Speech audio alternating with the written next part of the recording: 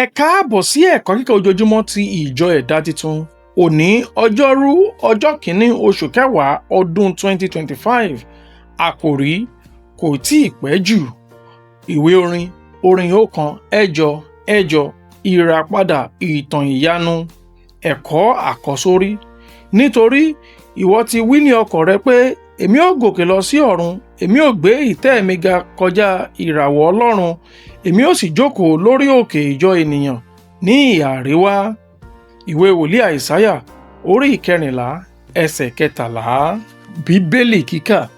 Ìwé wòlíì AISAYA orí 14 ẹsẹ̀ 1 dé ẹsẹ̀ 17. Nítorí Olúwa yóò ṣàánú fún Jakobu, yóò sì tún yan Ísírẹ́lì, yóò sì mú wọn gbé ilẹ̀ wọn. Alejò yóò sì dapọ̀ mọ́ wọn, wọn ó sì faramọ ilé Jakobu. Àwọn ènìyàn yóò sì mú wọn, wọn ó sì mú wọn wá sí ipò wọn. Ilé Ísírẹ́lì yóò sì ní wọn ní ilẹ̀ Olúwa fún ìranṣẹkunrin àti ìranṣẹbinrin. Àwọn tí ó kó wọn ní ìgbèkùn ni wọn ó kó ní ìgbèkùn, wọn ó sì ṣe àkóso aninilara wọn. Yóò sì ṣe ní ọjọ́ tí Olúwa yóò fún ọ ní ìsinmi kúrò nínú ìbànújẹ́ rẹ, àti kúrò nínú ìjayà rẹ, àti kúrò nínú oko-ẹru líle níbi tí a ti mú ọ sìn. Ni ìwọ ó sì fi ọba Bábílónì ṣẹ̀fẹ̀ yìí, tí ìwọ ó sì wí pé, aninilára nì a ti ṣe dákẹ́, alọ́nilọ́wọ́gbà wúrà dákẹ́. Olúwa ti ṣẹ́ ọ̀pá olùṣe búburú àti ọ̀pá aládé àwọn alákòóso, ẹni tó fi ìbínú lu àwọn ènìyàn láì dáwọ́ dúró, ẹni tó fi ìbínú ṣe àkóso àwọn orílẹ̀-èdè lé à ń ṣe inúnibíni sí láì dẹ́kun. Gbogbo ayé sinmi, wọ́n sì gbéjẹ́, wọ́n bú jáde nínú orin kíkọ. Nítòótọ́ igi fírì ń yọ̀ àti igi kédárì ti Lẹ́bánónì wípé, láti ìgbà tí ìwọ ti dùbúlẹ̀, kò sí akégi tí ó tọ̀ wá wá. Ipò òkú láti ìsàlẹ̀ wá mì fún ọ láti pàdé rẹ ní ààbọ̀ rẹ. Ó ru àwọn òkú dìde fún ọ, àní gbogbo àwọn alákòóso ayé. Ó ti gbé gbogbo ọba àwọn orílẹ̀-èdè dìde kúrò lórí ìtẹ́ wọn. Gbogbo wọn ò dáhùn, wọn ó sì wí fún ọ pé, ìwọ pẹ̀lú ti di àìlera gẹ́gẹ́ bí àwa, ìwọ wá dàbí àwa. Ògo rẹ ni a ti sọ̀kalẹ̀ sí ipò òkú, àti ariwo dùrù rẹ, èkòló ti tàn án sábẹ́ rẹ, ìdín sì bò ó mọ́lẹ̀. Báwo ni ìwọ ṣe ṣubú láti ọ̀run wá, ìwọ Lúsíférì ìràwọ òwúrọ̀? Báwo lẹ ṣe gé ọ lulẹ̀, ìwọ tí ó ti ṣẹ́ àwọn orílẹ̀-èdè ní apá?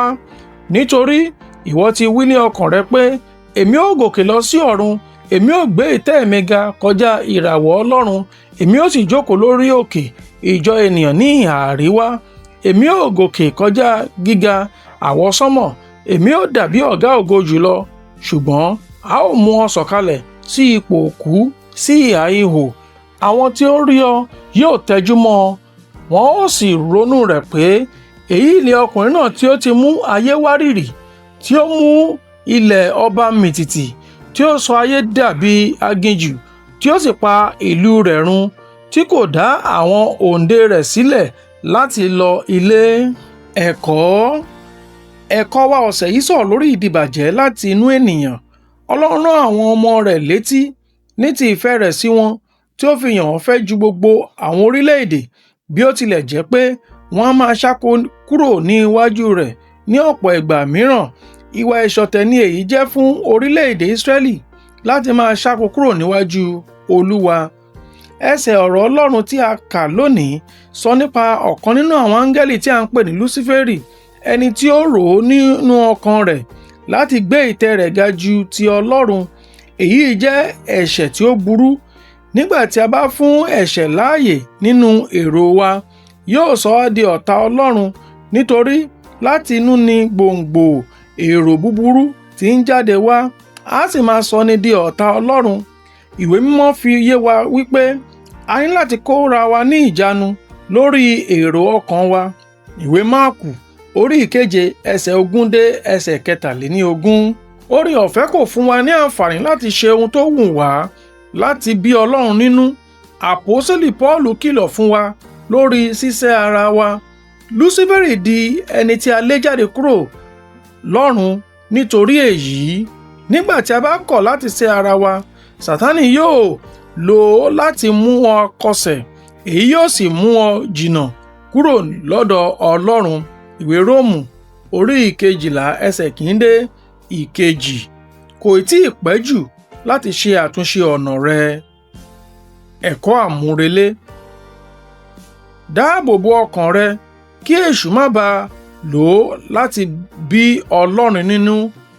Ìwé Pétérù kínní orí 5 ẹsẹ̀ 8.